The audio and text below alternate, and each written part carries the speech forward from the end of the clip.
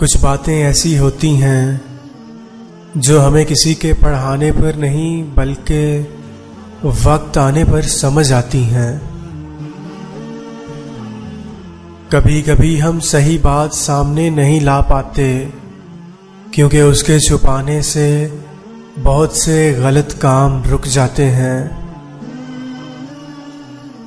अच्छी बात है किसी को अच्छा बताना, मगर उससे भी अच्छी बात है किसी का अच्छा करना।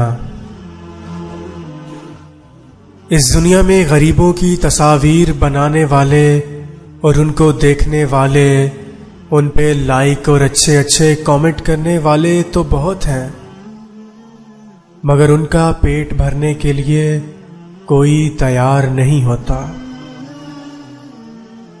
कुछ लोग बहुत कम बोलते हैं, मगर जब वो बोलते हैं तो बहुत सी खामोश जुबानों की बातें बोल जाते हैं।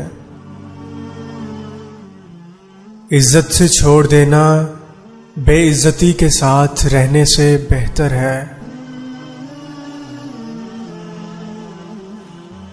दर्द को तो कोई इंसान घर में आने से नहीं रोक सकता, मगर खुशियों को दरवाजे से लौटाने वाला बड़ा ही बेवकूफ होता है।